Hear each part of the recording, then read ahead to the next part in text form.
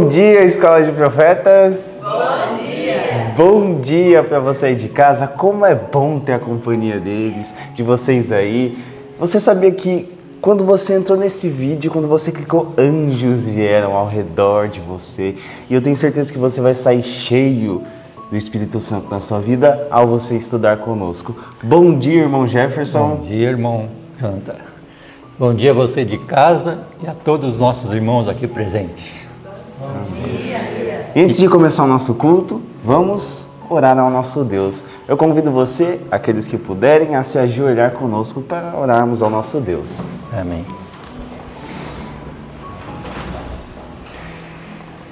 Senhor Deus, muito obrigado, Pai, por todas essas pessoas que entraram nesse vídeo. Peço que o Senhor abençoe elas, que o Senhor conduza a mente delas e de cada um que está aqui, Pai, para podermos aprender mais sobre a Tua vontade para a nossa vida. Em nome de Jesus, Pai, peço que o Senhor esteja com as pessoas de casa, confortando o coração delas, dando ânimo e que elas possam continuar, Pai, dia após dia, estudando conosco. Em nome de Jesus, dê força para elas. Amém. Amém. Muito bem. Além de nós orarmos ao nosso Deus, buscarmos a Sua presença, também é muito bom entoarmos cânticos de louvor ao nome do Senhor, né? E nesta manhã, qual vai ser o nosso hino de abertura?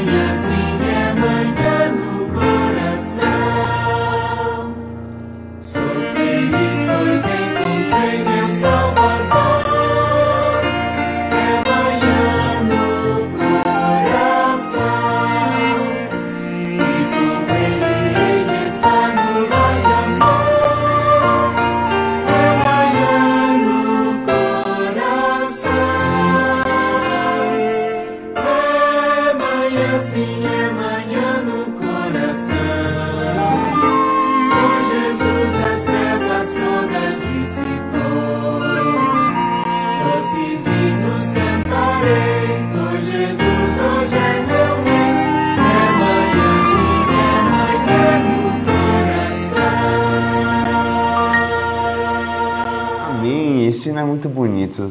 Ele vem descrevendo todas as maravilhas do céu E no final ele sempre conclui, mas quero ver primeiro o meu Salvador, porque o Salvador é o que mais importa na nossa vida, Jesus Cristo. E agora nós chegamos no momento de gravarmos o versinho, não é? E qual que é o versinho que a gente está gravando, que a gente vai começar a gravar nessa semana? Então, Jonathan, para nós entesourar a palavra de Deus no nosso coração, vamos aqui falar Mateus 24 e 24. Amém. Então pega a sua Bíblia aí, que a gente vai começar essa semana. Se você veio do ano passado e já sabe, então você já é um veterano, então nem precisa de Bíblia. Mas é um versinho curto e é um versinho bem conhecido, eu sei que a gente vai gravar rapidinho essa semana. Então, eu vou contar até 3 e a gente fala. 1, 2, 3. Mateus 24, 24. Porque surgirão falsos cristos e falsos profetas, e farão tão grandes sinais e prodígios, que, se possível fora, enganariam até os escolhidos. Mateus 24, 24. Mateus 24, 24. Porque surgirão falsos cristos, falsos profetas, e farão tão grandes sinais e prodígios, que, se possível fora, enganariam até os escolhidos. Mateus 24, 24. Mateus 24, 24. Porque surgirão falsos cristos e falsos profetas, e farão tão grandes sinais e prodígios, que, se possível fora, enganariam até os escolhidos. Mateus 24, 24. Amém. Que Deus te abençoe e fique com esse estudo. Um dia feliz na presença do Senhor. Olá, queridos, bom dia. Estamos de volta depois de um grupo de pregações que tivemos. Pregamos em alguns estados brasileiros e fizemos a vigília da Escola 2 lá no Espírito Santo. Que momentos preciosos de busca ao Senhor. Chegou a hora de buscarmos como nunca, de estarmos em vigília, de estarmos em busca da vontade de Deus para a nossa vida. E agora vamos orar. Quero orar para que Deus nos inspire e trabalhe conosco agora ao estudarmos essa parte da palavra. Vamos orar juntos? Vamos lá. Santo Deus e amado Pai, nós rogamos, Pai Santo, a Tua bênção, Tua misericórdia sobre nós. Senhor, queremos a Tua interferência. E como aconteceu ontem com Jonas, Pai Santo, não queremos estar entre aqueles que fracassam, que desistem, que vão embora, que somem do Teu trabalho, que se justificam, que querem o cuidado para si mesmos, que são ociosos de poder e de referência pessoal. Queremos, Pai de amor, a honra ao Teu nome, pela graça e pelo poder de Jesus. É em nome dele que rogamos, te pedindo que nos dê agora a porção dobrada do Teu Espírito para estudar esta lição de hoje, em nome de Jesus. Amém, Senhor.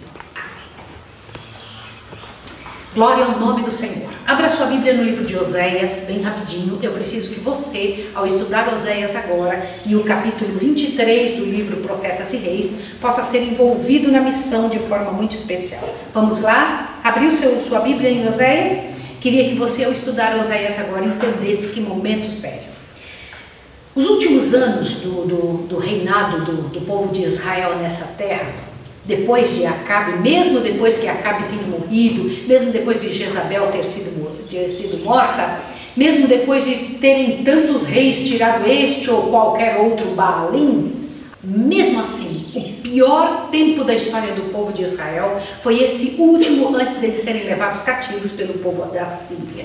É um momento muito especial e eu quero ler isso para que você veja a seriedade. Me doeu muito ao estudar esse assunto, porque eu fiquei pensando, Senhor, que coisa séria, que duro, que difícil é para o Senhor esse tipo de situação, esse tipo de envolvimento do povo. Olha como é que começa o capítulo 23, para que você entenda por que Deus chamou Oséias para esse tipo de posicionamento tão terrível, que seria condenado de outra maneira, casar-se com uma prostituta. Veja só. Os últimos anos do malfadado reino de Israel foram assinalados pela violência e derramamento de sangue como jamais havia sido testemunhado, mesmo nos piores períodos de luta e inquietação sobre a casa de Acabe. Deixa eu te fazer uma pergunta. Por que você acha que mesmo mesmo depois da morte de Acabe, de Jezabel, dos piores reis, ainda assim o pior tempo foi este antes da invasão assíria. Por quê? Porque o mal, quando não é cortado totalmente pela raiz, dá frutos terríveis. Quando o mal não é cortado inteiramente, ele vai brotar com uma força muito grande. Quando você só poda uma planta, o que acontece com essa planta podada? Assim é com o pecado. Nós temos que tomar providência rápida, porque senão o pecado nos engolirá completamente. A linguagem que Deus usa para explicar isso é, olha só, por mais de 2 séculos os governantes das 10 tribos haviam estado a semear ventos, agora colhiam tempestades. Irmãos, quantas vezes Deus foi atrás? Quantas vezes Deus lutou? Quantas vezes Deus buscou? Quantas vezes o Senhor Deus levantou um após outro profeta para que fossem trabalhados os corações, para que houvesse uma nova chance, um novo pedido de arrependimento, de perdão. O Senhor Deus ia atrás como um grande pai, ofertando, oferecendo, lutando pelo povo. E o povo não queria. Infelizmente não queria. Até os líderes do povo de Israel queriam concessões políticas, tinham mudanças rápidas. Por exemplo, mudavam hoje, amanhã voltavam a fazer tudo errado de novo. Era só Deus afrouxar um pouco a mão, que o povo voltava numa impiedade sem limites. E as impiedades, elas tinham nomes. Eram impiedades sexuais, impiedades de adoração a balaíns, coisas que não fortaleciam o intelecto e muito menos a vida espiritual deste povo. Você acha que está acontecendo coisas como esta hoje em dia? É assim que tem sido? Olha, eles tentaram resolver de forma errada. Os líderes da época tentaram resolver de forma errada. Do que eu estou falando? Alguns dos líderes de Israel sentiam agudamente sua perda de prestígio e desejavam poder para reconquistá-lo. Mas em vez de abandonar aquelas práticas que haviam levado ao enfraquecimento ao reino, continuaram em iniquidade, lisonjeando-se com o pensamento de que quando surgisse a ocasião, poderiam alcançar o poder político desejado, aliando-se com os pagãos. Gente, nunca aliar-se com os pagãos vai trazer algum benefício. Nunca. A palavra nunca é muito forte, mas ela cabe muito bem aqui. Jamais tentando fazer um pé em cada canoa. Imagine, você está descendo um rio caudaloso, indo em direção ao precipício, bota um pé em cada canoa, vai firmar alguém no barco. Era assim que o povo de Israel viveu por muito tempo. Por intermédio de homens santos de Deus, Deus se levanta, ajuda, fortalece, mas eles transpassaram o concerto igual fez Adão. É a linguagem que nós temos no livro de Oséias. Irmãos, que terrível! Quando eu paro para pensar nisso, então, eles transpassaram o concerto como fez Adão? Isso, erraram da mesma forma. Eu tenho em meu coração que às vezes nós fazemos coisas semelhantes. Às vezes nós falamos, não, se eu tivesse no lugar de Adão, se eu tivesse no lugar de Noé, se eu tivesse no lugar de Moisés, se eu tivesse no lugar dos apóstolos, do povo de Israel. Nós fazemos em alguma medida coisas piores. Em proporção pior do que o que eles fizeram, e nós esperamos que Deus nos abençoe. Quando Deus tira a mão, a gente volta às práticas da miséria. Foi assim que o povo de Israel estava vivendo. E mais, irmãos, olha, visto que te estabelecesse na lei do teu Deus, também olha só que o Senhor Deus, ouvi a palavra do Senhor, vós filhos de Israel. Foi a mensagem que finalmente veio. Visto que te esqueceste da lei do teu Deus, também eu me esquecerei de teus filhos. Como eles multiplicaram, assim contra mim pecaram, eu mudarei a sua honra em vergonha. A iniquidade que durante tantos séculos estava reprimida, né? A paga pela iniquidade estava reprimida, agora estava solta, né? Imagine isso, é uma questão muito dura de pensar. Assim, quando o povo de Israel em seu culto a Baal e a Astarote renderam suprema homenagem às forças da natureza, desvincularam-se de tudo que é inspirador e enobrecedor e caíram presa fácil da tentação. Um pecado chama outro pecado, essa é a realidade. Com as defesas da alma destruídas, não tinham os enganados adoradores qualquer barreira contra o pecado e renderam-se às mais vis paixões do coração humano. Que terrível, que terrível, que terrível. Mas a parte mais importante é essa daqui. Eu espero que você esteja acompanhando. Diz assim: contra a disfarçada opressão, a flagrante injustiça, o luxo inusitado e extravagante, depuradores, despundorados banquetes e bebedeiras, a grosseira licenciosidade e deboche de seu tempo. Os profetas ergueram a voz, mas seus protestos foram vãos. Em vão foi a denúncia do pecado. Aborrecem na porta aos que repreendem, declarava Amós, e abominam o que fala sinceramente. Afligis o justo, tomais resgate e rejeitais os necessitados na porta. Irmãos, deixa eu te contar uma coisa. Quando Deus mandava servos dele para poder falar e repreender o povo, eles riam, debochavam do povo, riam e continuavam nas práticas da miséria. O que foi que o Senhor Deus então fez? Automaticamente o Senhor Deus se volta e toma uma posição. Permitiu que a Síria tomasse o poder. Irmãos, eu quero dizer para vocês que Deus é Deus, que Deus jamais algo acontece fora da autoridade do Senhor. Ele é soberano. O que é a soberania de Deus? O Senhor Deus sabe exatamente a hora de usar algum tipo de ação como resultado para com aqueles que estão fora do centro da vontade de Deus. Deus usou a Síria. Deus usou a Síria. Isso é muito sério. Depois de todos os apelos, o Senhor Deus permite que eles sejam levados. Não sem antes conversar muito. Todas as bênçãos que o povo de Israel tinha recebido, todas as bênçãos foram consideradas como nada, eles foram se acostumando. Sabe aquilo que acontece com a gente? Que a gente vai se acostumando com as coisas boas, comida todo dia, nosso trabalho, as coisas... Às vezes fica ruim, mas daqui a pouco resolve de novo e a gente vai levando. Deixa eu lhe dizer uma coisa. Assim fez o povo de Israel. Não se voltaram verdadeiramente a favor de Deus. Não se envolveram nas coisas do jeito que deviam.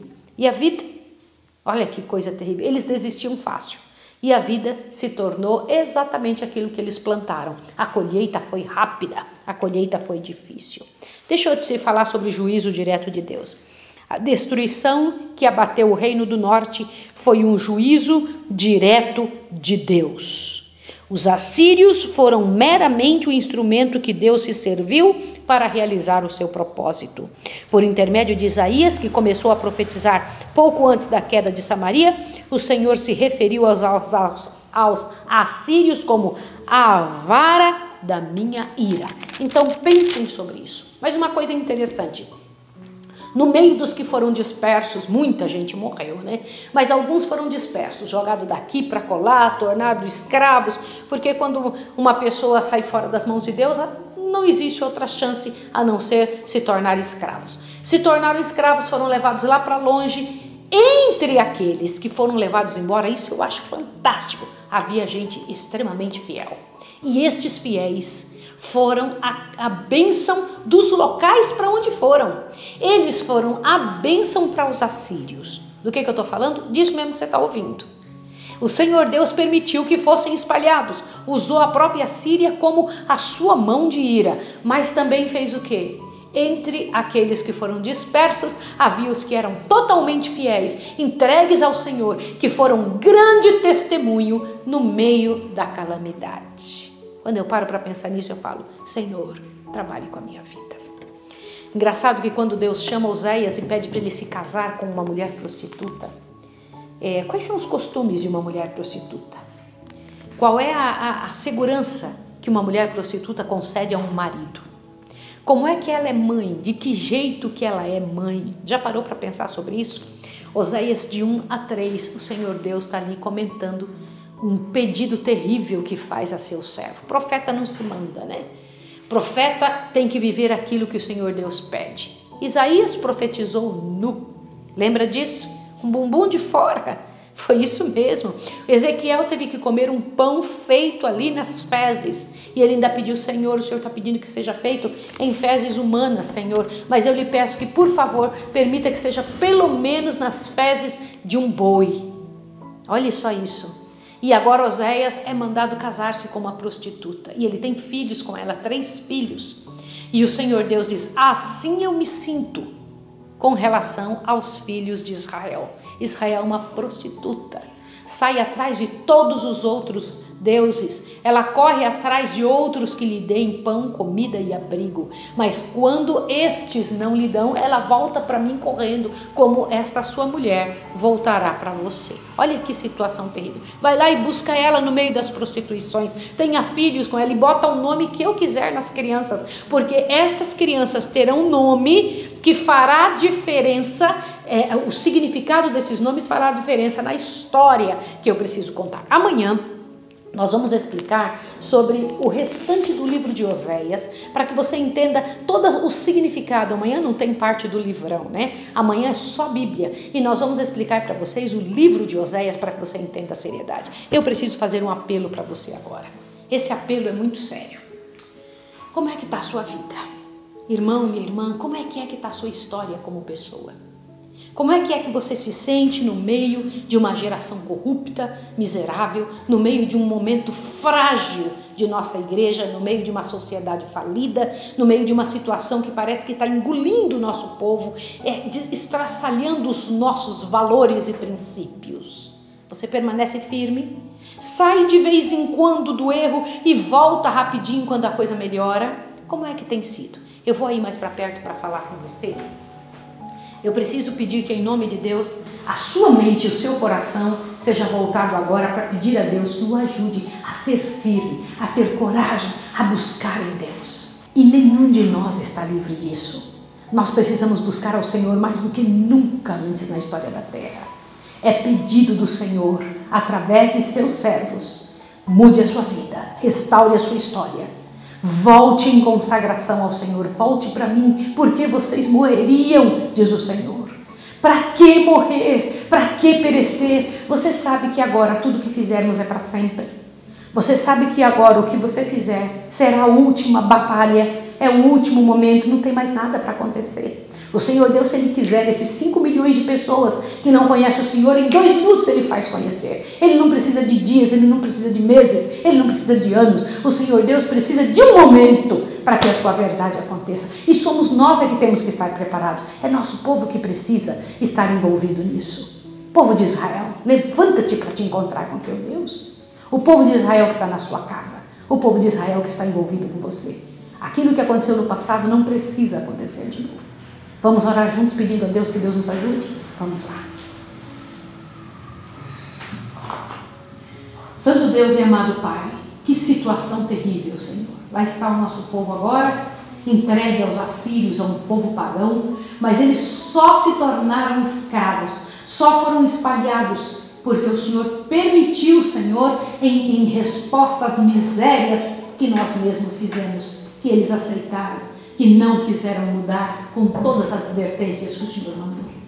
Eu te peço em nome de Jesus, que nos ajude a não cometermos o mesmo erro, a não estarmos envolvidos da mesma forma em pecado, em miséria, coisas que atraem a tua ira. Senhor, em nome de Jesus, ajuda-nos, ó Pai, ajuda a nossa casa, ajuda essa pessoa que está ouvindo, reanima o nosso coração no louvor, no poder, na graça, na honra ao teu nome com as nossas atitudes. Converta-nos, ó Pai. Converta-nos em nome de Jesus. Pelo poder de Cristo, nosso sumo sacerdote, é que eu rogo e agradeço. Amém, Senhor. Amém. Que o Senhor Deus te fortaleça, que encha você de bênção e de coragem. E até amanhã. Amanhã vamos estudar o livro de Oséias. Até amanhã. Um abraço.